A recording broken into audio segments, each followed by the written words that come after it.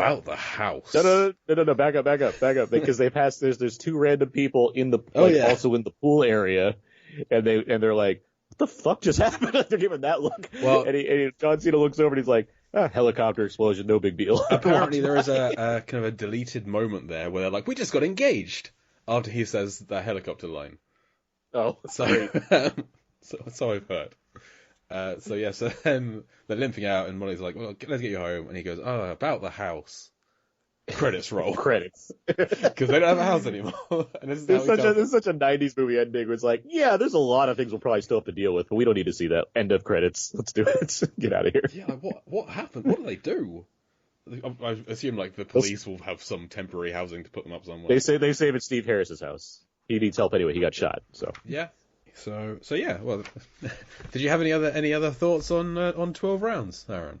This movie's total propaganda. I forgot that part. Like this like it's a 2000s movie. Like I get it. It's just like it's not that it's like bad watching something like this. Not to me anyway. Like, but it is a case of, you know, seeing a movie like this now and thinking of like the way in America we're currently like thinking about cops. It's like, yeah, this is totally a movie where a police officer goes out of his way to like destroy anything in his path, all for the sake of one white woman, yeah. and faces not only no repercussions but actually gets help in doing so. Yeah, and in the opening scene where he like, when he first viewed us through someone's house, those people must have been terrified. Yeah, like, a black family just had a cop run through their house for no apparent reason. Are they going to sleep that night? What's going to happen? I felt so sorry for them. And they destroyed a boat. Yeah. But all the way through, I kept on expecting one of the FBI guys to be like in on it, to be like part of Aidan Gillen's thing. I kept on like looking. It's surprising that there's no mole. There's no like mole type character. Yeah. The only double cross is at the start when Aidan Gillen double crosses the people that they're working with the FBI. Yeah. Exactly. Yeah.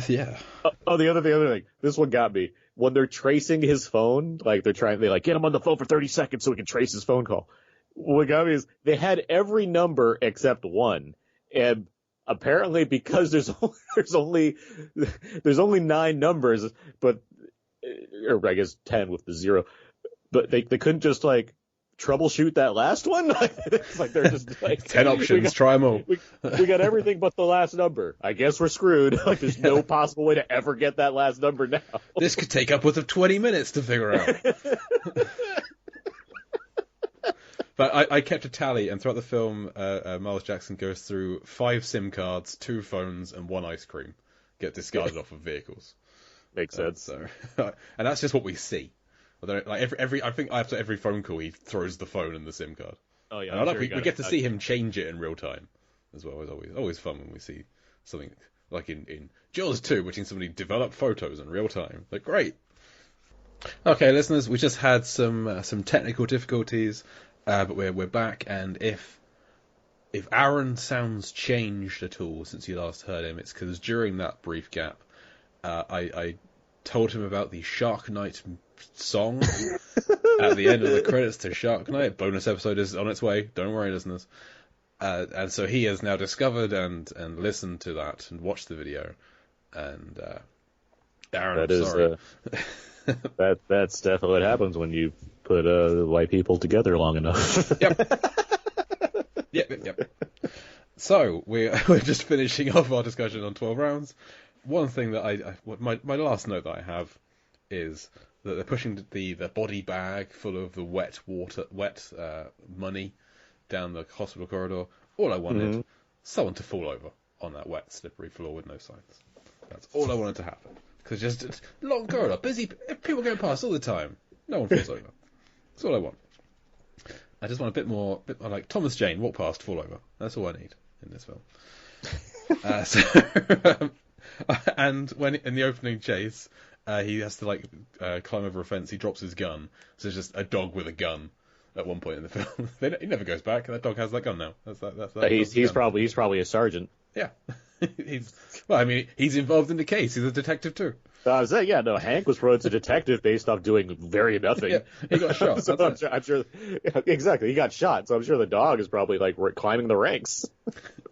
So we have two last things to cover. The first of which is, for all of these films, I've been comparing them to Deep Blue Sea. How is this film like Deep Blue Sea? So I have a short list here of how 12 Rounds is like Deep Blue Sea. Obviously, directed by Rennie Harlin, off the bat. Opening scene, John Cena is feeding his pet human food. He's feeding a pug some of his food, just as Preacher feeds the bird some frosting off of his finger. They mentioned Helsinki, we've said that earlier. Just mentioned he has to climb a fence, which is what the sharks want to do. They want to climb a fence in Deep Sea. John Cena's name is Officer Fisher. He's a fisherman. Some of these will be a stretch. Erica, Aidan Gillen's girlfriend, she dies quite early into the film. It's a surprise death. I wasn't expecting her to die at that point. Just like Sam Jackson, dies earlier than you expect. There's a couple of boats in this film. There's the ferry that they're on, and there's the ferry, of course. There's the boat that John Cena uses to crash the car that Aidan Gillen's driving. There's a flooded corridor. Oh yeah, in the house, the hallway is flooded from the sink being broken. Just as the same way the corridors are all flooding in Deep Blue Sea. Different causes to these things, but makes sense. Yeah. Miles escaped from prison, and that's what the sharks want to do: is escape from prison. He alludes to watching Molly in the shower, and we watch Dr. Susan McAllister strip down to her underwear in a wet environment. That's a stretch, but okay. Yep, I agree. There is an exploding vehicle and home in quick succession, in which Deep Blue Sea, a helicopter explodes, and then so does the facility that they all live on. This is a real stretch. Molly looks like Janice. Wow. Yeah. You know, they're both white blonde women. That's about it. Similar haircuts. They throw a bomb into some water and it explodes. It happens in Deep Blue Sea. There's a shark involved in Deep Blue Sea, but this bomb is in water and explodes. The whole plot of the film is Miles is herding Danny around New Orleans, just as the sharks herd them around the base of Aquatica to do their secret mission. There's the basic fact that that both Aidan Gillen and the sharks are both smart characters. Yes, that works. There's a helicopter that explodes. Yep, definitely. In the finale, they jump into the water just like Susan does from a high height. Rennie Harlin appears in the film.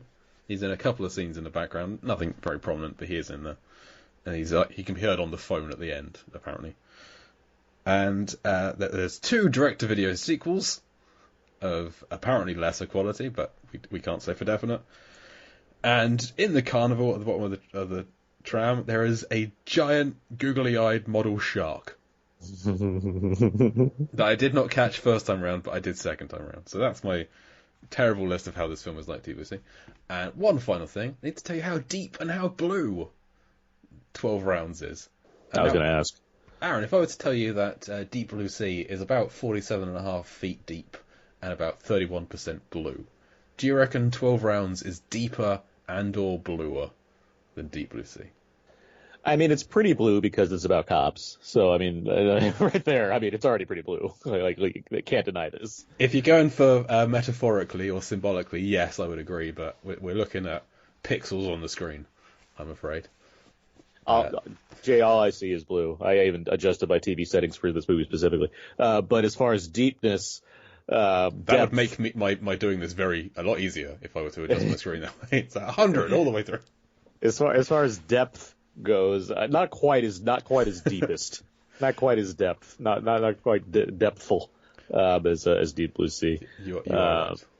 Yeah, so I feel like I've accurately answered this question. Yes, because I mean, the only bit that takes place any semblance of underwater is when they jump in the pool, which I have taken as being below zero level, despite being on the roof of a hotel. That's just how I figure these out. So most of these things are at ground level.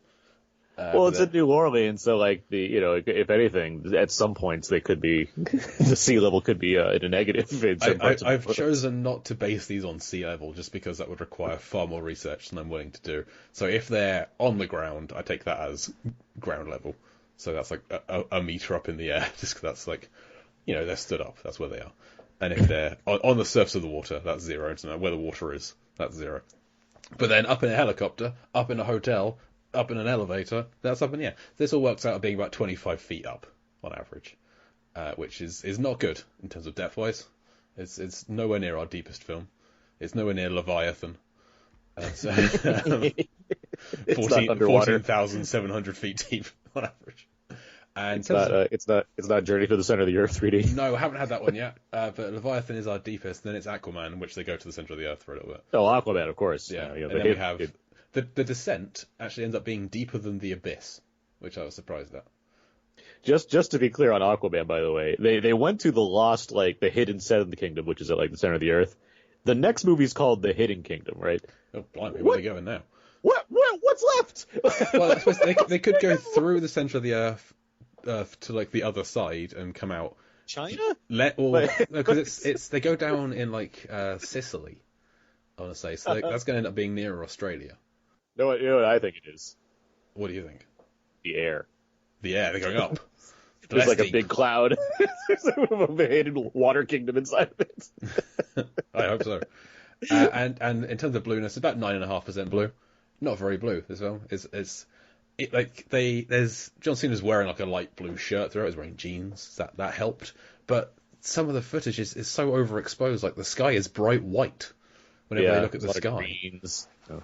And it takes place at night for a bit of it, so it's all dark. So not very blue at all. Disappointingly, so this is not done well. In a literal sense, sure. Yes, and once again, credits all black. They could be making some serious points by just having the credits as blue, but they're missing out on this easy opportunity. So disappointed. You're not wrong there. I just want someone to try and make the deepest bluest film.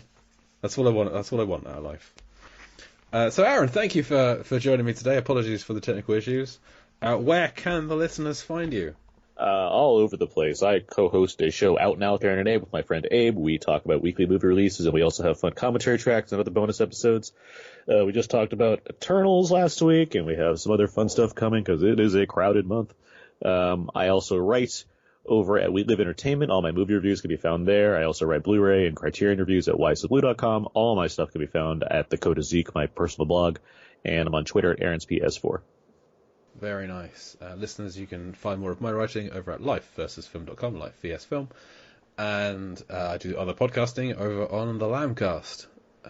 Once a month I do a movie trivia show over there called Lampardy. Aaron was recently a guest on Lampardy, though it hasn't come out yet at the time of recording. Getting towards the end of the year, it's getting tense, getting towards the final. That's always fun. It's inspired by Jeopardy, if you didn't get that from the name. It's just movie trivia Jeopardy. Yes, now you get it. That's where you've been going wrong all these years. And the LAM itself is the large association of movie blogs. If you have a movie blog or podcast and want to join a large community of like-minded folks, then come and join us at largeassmovieblog.com. You can find more of Mark's writings over at Movies, Films and Flicks, FLIX.com, where he has lots of fun articles, including the one we mentioned about jumping really far. Today, lots of deep sea related stuff. He also did an episode on 12 rounds over on his podcast, Movies, Films and Flicks, so listen to that. And I think that's about it. You can follow me on Twitter at LifeVSFilm as well, and on Instagram at JCluitt, Jay Cluitt, CLUITT. And listeners, you can find this podcast on Facebook, Twitter, and Instagram at Deep Blue Sea Pod, or email us deepblueseapod@gmail.com. Thank you again, Aaron, for joining me for 12 rounds. Thank you for picking it. Thank you for joining me. I'm glad that you went all 12 rounds with me to talk about this movie. This was a delight, as always. Now, the one thing I know about like boxing, 15 rounds. Right? Depends. There are some I that are watched shorter. Rocky. Some that are like Rocky's like old school boxing, where they go the distance. They go 15 rounds. If it's been 15 rounds and they called the film Going the Distance, I think that would make more sense. But hey, they didn't, so it's a terrible film. I like 12 rounds. It was good. But this week was supposed to be Jaws 4: The Revenge, but we had some scheduling issues, so that's hopefully going to be next week. We are going to do Jaws 4. Listeners we've done Jaws 2 and 3. I didn't just abandon the franchise. We're doing Jaws 4 next week, so better than 3. I'm looking forward to finding out if that's the case. I liked 3. I didn't. Okay. It's not good. Don't get me wrong, but I had fun. It's boring. That's my problem with it. It's a boring movie. I agree that it should have been better. Shark in SeaWorld should be better than what Jaws 3 was. It should be not boring. That's my thought on it. I agree. So come back for the next show. But as for today, I've been Jake Lewis, and